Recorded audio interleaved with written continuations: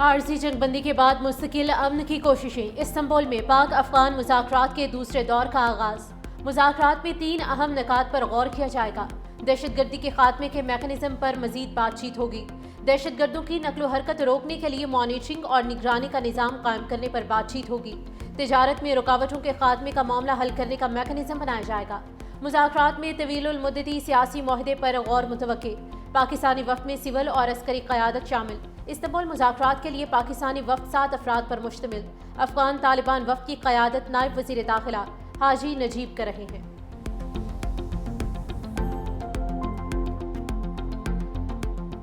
भारत के साथ तो हमने एक जंग लड़ी है ना, बातचीत शुरू हुई है कोई 1.5-2 घंटे पहले। आउटकम आएगा तो फिर वो एग्रीमेंट जो है वो तरतीब दिया जाएगा। 4-5 दिन से कोई वाक़या नहीं हुआ। हमारे पास तो एक ऑप्शन है, अगर तय नहीं पाते फिर हमारी तुम्हारी खुली जंग है। मुज़ाकरात कामयाब ना हुए तो अफगानिस्तान से हमारी खुली जंग होगी। भारत के साथ हम जंग लड़ चुके। भारत अब अफगानों के जरिए प्रॉक्सी जंग लड़ रहा है। वज़ीर दिफा ख्वाजा आसिफ की सियालकोट में मीडिया से गुफ्तगू कहा, शोहदा के बाइस हमारी सरहदें महफूज हैं।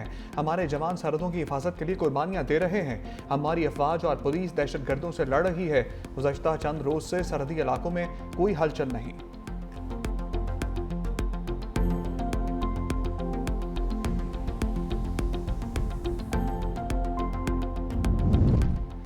पाक अफगान कशीदगी। दोनों ममालिक की सरहदें 14वें रोज़ भी बंद रहीं। चमन और तोरखम बॉर्डर पर हर किस्म की तिजारत और पैदल आमदरफ्त मुअत्तल। तोरखम पर 23 गाड़ियाँ क्लियरेंस की मुंतज़िर। FBI हुकाम के मुताबिक सरहद बंद होने से बरामदी सामान वाली 255 गाड़ियाँ तोरखम टर्मिनल पर मौजूद हैं। तकरीबन 200 गाड़ियाँ जमरूद अलंदी कोतल रोड पर फंसी हैं। चमन बॉर्डर पर 15 अक्टूबर से कस्टम्स क्लियरेंस ऑपरेशन मुअत्तल। 28 गाड़ियाँ प्रोसेसिंग की मुंतज़िर हैं। सरहद खुलने पर क्लियरेंस फौरी बहाल हो जाएगी।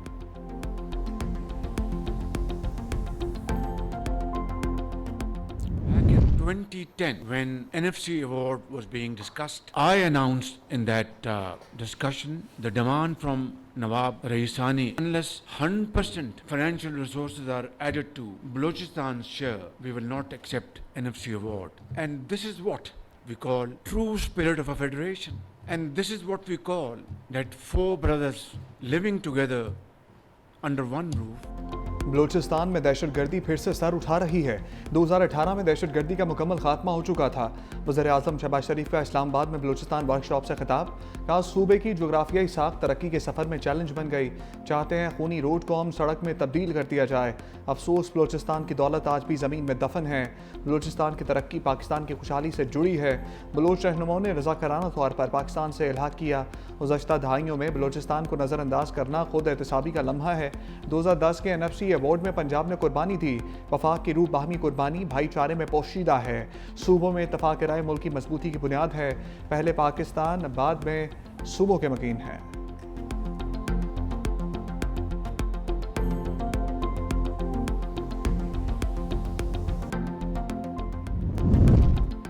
फील्ड मार्शल सैयद आसिम मुनीर का दौरा मिस्र। फील्ड मार्शल की मिस्री सदर अब्दुल फताह अल सीसी से मुलाकात। ISPR के मुताबिक दोनों रहनुमाओं की मुलाकात काहिरा के इत्तेहादिया सादरती महल में हुई।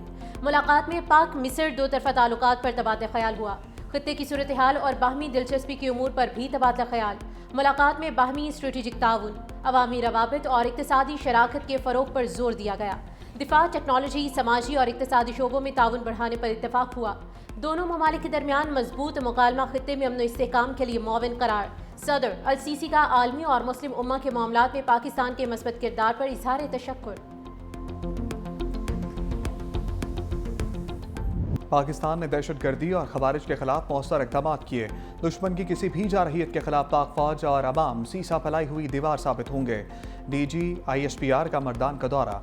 Abdul Wali Khan University, Women University, University of Engineering and Technology और मदारिस के तलबा और साथसा मुअल्लिम हज़रात के साथ ख़ुसूसी नशस्त। तलबा की एक बड़ी तादाद ने शिरकत की। DG ISPR ने हाज़रीन के मुख्तलिफ मौज़ूआत पे सवालात के तफसीली जवाब दिए। तलबा ने कहा, मुल्की सलामती और इस्तेहकाम के असूल के लिए खैबर पख्तूनख्वा के नौजवान पाक फौज के शाना बशाना खड़े हैं।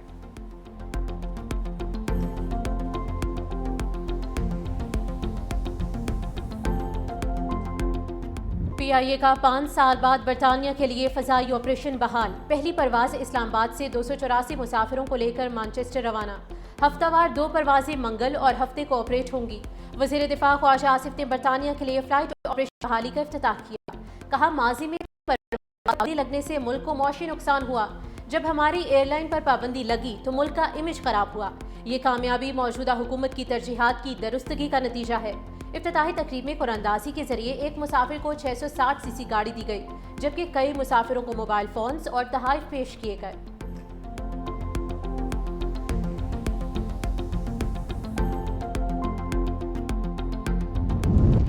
तहरीक लब्बाइक पर पाबंदी, इलेक्शन कमीशन तजब्जुब का शिकार।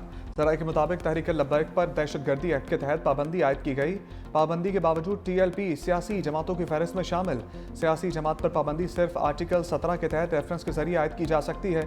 दहशतगर्दी एक्ट के तहत पाबंदी से TLP की सियासी हैसियत ख़त्म नहीं हो सकती। मौजूदा कवानीन के मुताबिक TLP इंतखाबात में हिस्सा ले सकती है। TLP पर पाबंदी से मुतालिक वजारत कानून और अटॉर्नी जनरल ऑफिस से मामनत दी जा सकती है।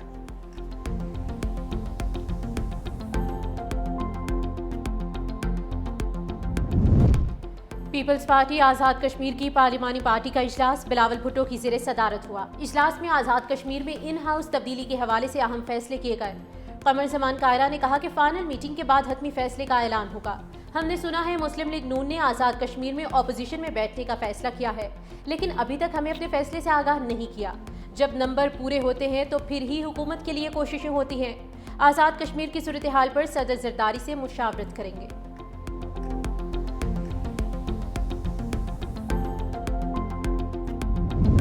आज़ाद कश्मीर में वज़ीर आज़म बनाने का फैसला पार्टी क़यादत करेगी।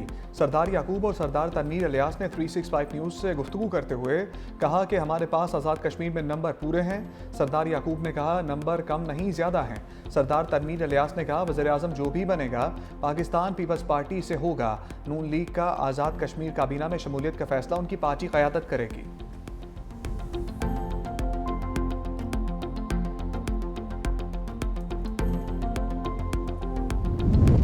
पाकिस्तान की कामयाब सिफारतकारी ने आलमी मंजरनामा बदल दिया। अमरीकी जरीदे फॉरेन पॉलिसी का बड़ा एतराफ़। रिपोर्ट के मुताबिक पाकिस्तान ने अमेरिका, चीन और सऊदी अरब से ताल्लुकात में नए संग मील तय किए।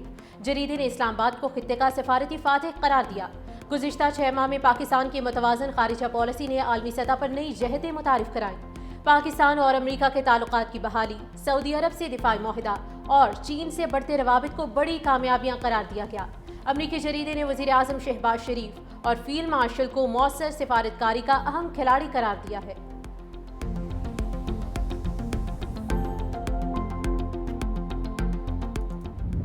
भारतीय मंदूब के बेबुनियाद इल्ज़ामात पर सलामती कौंसिल में पाकिस्तान का भारत को दो टोक जवाब। पाकिस्तानी मिशन के कौंसलर कैसर सरवानी ने कहा, जम्मू कश्मीर पर भारत का कब्जा गैर कानूनी। भारत ने मसला कश्मीर सलामती कौंसिल में उठाया और अब बातों से मुनहरिफ हो गया। मकबूजा कश्मीर में भारतीय फौजी मजाले में इज्तिमाई खबरें और जबरी गुमशुदगियाँ जारी हैं। पाकिस्तान में जमहूरी इदारे अवामी आज़ादी पाकिस्तानी अज़म का सबूत हैं।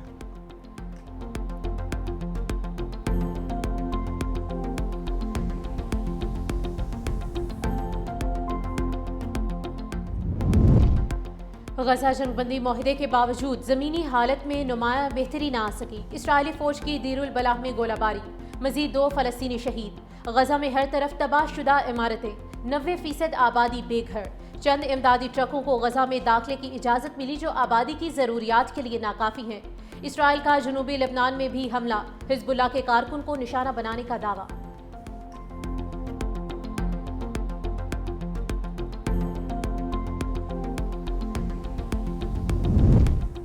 तमाम फ़लस्तीनी तंजीमें गजा का इंतजाम टेक्नोक्रेट कमेटी के सपुर्द करने पर मुत्तफिक। हमास की जानिब से बुलाए गए फ़लस्तीनी तंजीमों के इजलास का मुश्तरका बयान जारी। फरीकैन में इस बात पर इतफाक हुआ कि गजा का इंतजाम एक गैर सियासी तकनीकी कमेटी को दिया जाए। बयान में यह वाज़ेह नहीं कि फ़लस्तीनी अथॉरिटी इस मुआहदे का हिस्सा है या नहीं।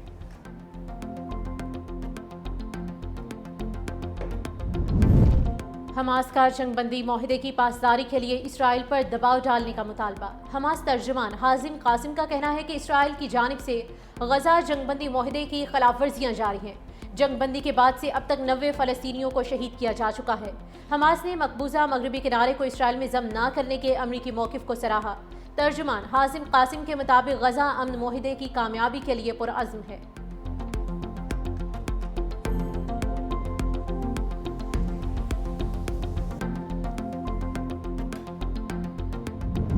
अमरीका और चीन के आला इक़्तिसादी हुक्काम के दरमियान तजारती मुज़ाकरात का पहला दौर मस्बत अंदाज में अख्ताम पजीर। अमरीकी महकमा ख़जाना के तर्जमान के मुताबिक बातचीत इंतहाई तामीरी रही।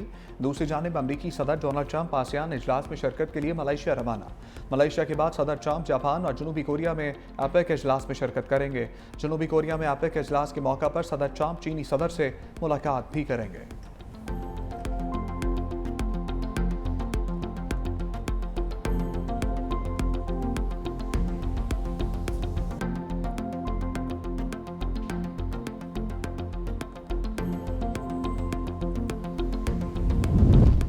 अमरीकी सदर डोनाल्ड ट्रंप की एपिक इजलास में शिरकत से कबल जनूबी कोरिया में हज़ारों अफराद ट्रंप पॉलिसीज़ के खिलाफ नो ट्रंप के प्लेकार्ड उठाए सड़कों पर निकल आए। मुजाहिरीन का अमरीका की टैरिफ पॉलिसी और जनूबी कोरिया पर अमरीका में सरमायाकारी के लिए दबाव डालने पर शदीद तहफ़्फ़ुज़ात का इजहार। एहतजाज में शरीक मुजाहिरीन का कहना है कि जनूबी कोरिया अब अपने मुआशी फैसलों में खुद मुख्तारी चाहता है और ट्रंप का दबाव मजीद बर्दाश्त नहीं करेंगे।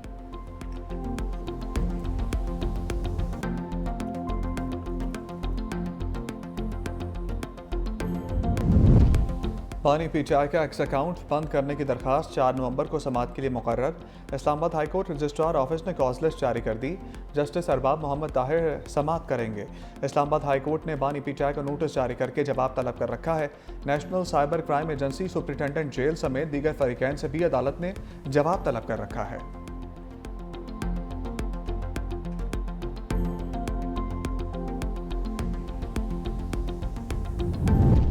वज़ीर आला पंजाब के तमाम सिक्योरिटी एहलकारों की स्क्रीनिंग शुरू। जाती उम्रा से वज़ीर आला ऑफिस में तैनात तमाम एहलकारों की स्क्रीनिंग की जा रही है। पुलिस ज़राए का कहना है कि न सिर्फ सिक्योरिटी एहलकारों बल्कि दीगर अमले की स्क्रीनिंग का अमल जारी है। चेकिंग के बाद स्क्रूटनी का अमल शुरू होगा।